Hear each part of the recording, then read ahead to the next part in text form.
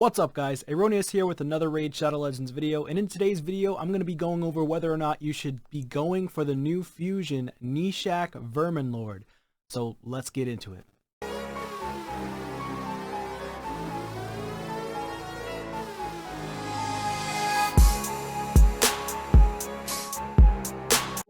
Alright, so as you can see I've got Nishak Verminlord behind me. I haven't gone over his kit. Honestly, I haven't been playing a whole lot the last few days, or rather I haven't been posting a lot of videos on it because I've been very busy with work, things going on, stuff like that. That being said, hopefully you guys are having a good December.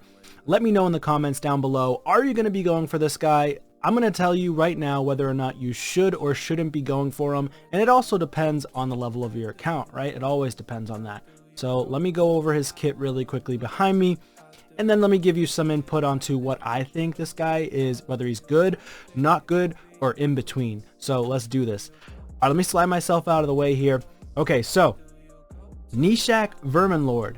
Decent looking champion, right? He actually looks pretty cool. The skinwalkers definitely need new legendary champions, or just champions in general, because they kind of are lacking in the champion side of things in regards to legendaries, on how many legendaries they actually have in the faction. So Nishak, again, looks freaking insane. He looks so cool. Honestly, he looks like Fane's father. Like, Fane is like the princess and this guy's the king. This guy's the king, and then Fane is just going to be taking over the throne at some point when this guy passes away. Because look at this dude. He looks like he's old as heck. Plus, I mean, he kind of looks like the Sir Nicholas of rats, right? Definitely not Ratatouille, that's for sure. So let's get into his abilities here. Pestilent Sensor. Pestilent Sensor. Interesting name of that first ability. Attacks 3 times at random. Each hit has a 40% chance of placing a bomb debuff for 2 turns. Bomb debuffs placed by this skill on enemies whose max HP is equal to or higher than 200,000 will deal double damage. So right off the bat, he has a booked out chance of 50% to land a bomb. Just placing 1. Each hit has a chance of placing 2. So up to 3 bombs, which is pretty insane. 50% chance per hit, which means you could place up to 3 bombs every single time he just takes an A1. That's pretty insane. That's the most bombs, I think, next to the epic champion that you can utilize. I forget his name. You can leave it in the comments down below, but there's an epic that places bombs, 3 bombs, I believe, if I'm not mistaken, when he dies, or he just has an ability that places 3 bombs. So far, that's not too bad, and it deals double damage, so interested to see what his numbers are, what they scale at in regards to bomb damage based on his multipliers on his A1 and based on his A2. So let's get into this again. Like, first, Bommel, right? That's the first thing I think of, is Bommel has a lot of HP. There's not really a crazy bomb meta if you're early game to mid game. Even for many late game players, most people are just using Geomancer, Rector Drath, and a couple of Ogoths. That's what I personally use as a free-to-play player, a late game free-to-play player, because my bomb champion, the best bomb champion I have, is Gaius the Gleeful. And as you know, Gaius the Gleeful is a weak affinity to the Bommel rotation. Gaius the Gleeful is exceptional in Arena on defense if you put him in a stone skin set, or you want to build him really weak and really fast with high accuracy, so he lands those bombs, and then when he gets attacked, those bombs explode automatically. But a lot of times people just put him in a stone skin set. Really good on defense. Interesting to find out how good this guy would be on defense as well. He does have an increased ally attack in all battles for the aura, so that's pretty cool. I believe Gaius the Gleeful also has increased ally attack in all battles by 30% too, or 25%. So that's not bad on the A1. On the A2, Verminlord's Command attacks all enemies, has a 75% chance of placing a decreased attack, 50% decreased attack for 2 turns. That's not bad. It books out to 100%. Also a 75% chance of decreasing the detonation countdown of all bomb debuffs by 1 turn, and increasing the duration of all poison debuffs. That's a very interesting skill, and it increases the duration of the poison by 1 turn. Also books out to 100%, and books down to a 3-turn cooldown. So that's not bad. Of course, I think this would be exceptional when it comes to clan boss, Could he be good in Clan Boss? That's going to be very, very interesting to find out, based on how many bombs he puts on Clan Boss and how much more damage the bombs inflict when the Clan Boss takes a turn and the bombs eventually explode. Very, very interesting to find out how that ends up working out. So that's kind of cool, but plus extending those poisons is really cool on Clan Boss too, especially if you have a poison sensitivity. Also really good is if he's placing bombs on Bommel, poisons actually do a lot of damage to Bommel as well. I have seen players utilize Mithrala who has super high resistance, and you don't need to worry about bringing in a decreased accuracy champion if you have Mithrala, but you still typically need to, because a lot of times you can't get your other champions to the accuracy, or rather resistance thresholds that you need to be able to withstand getting those bombs. You don't want those bombs placed on you by Bommel. So this is kind of an interesting kit. I will say poisons are definitely going to be great in general progression, and the one issue I have is that bombs don't do a ton of damage to PvE enemy waves. They don't do as much damage as I would like to see them do, so it's going to be interesting to see how much damage he does if it does double damage based on the champions you're facing in PvE.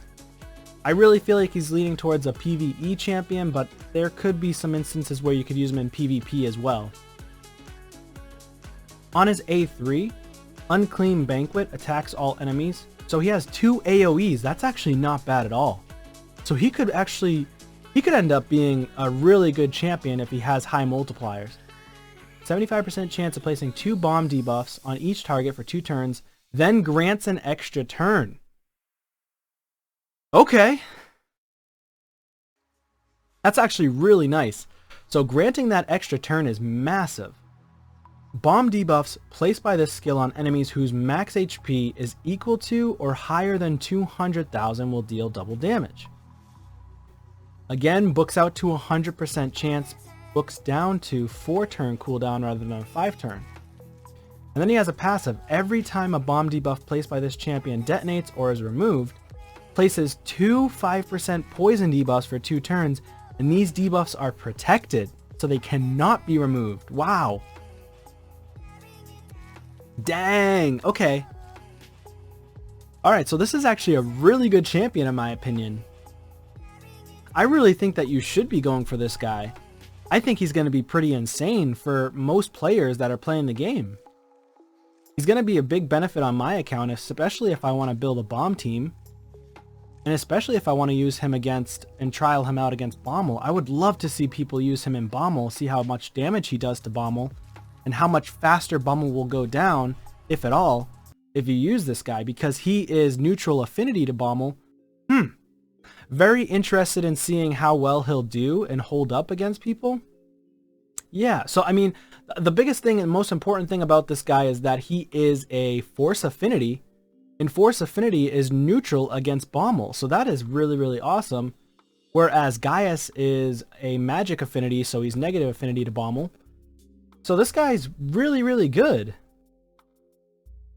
And chance of placing, grants an extra turn. Every time a bomb debuff is placed, blah, blah, blah. Champion designates, okay. And then the A2, 75% chance of decreasing the detonation countdown of all bombs. All bombs, so it doesn't matter if it was placed by him or not. So that's massive too. Yeah, I'm going to have to say that this guy is insane. In my opinion. Not like crazy, crazy, crazy insane. If he has good multipliers though, with both the AoE abilities, he's insane. So, plus the triple hitter on the A3, I mean, he could end up being really good for wave clearing against Fire Knight, right? And the triple hitter against the Fire Knight shield is massive, in my opinion. Plus ally attack in all battles. I mean, this guy's a really good all-around champion. But just from the face value of it, this guy looks great. Now, for most endgame players, obviously this guy's not going to be anything to shake a stick at to them. Or they're going to probably feel like he's kind of not bad, but he's not insane. He's just kind of in the middle.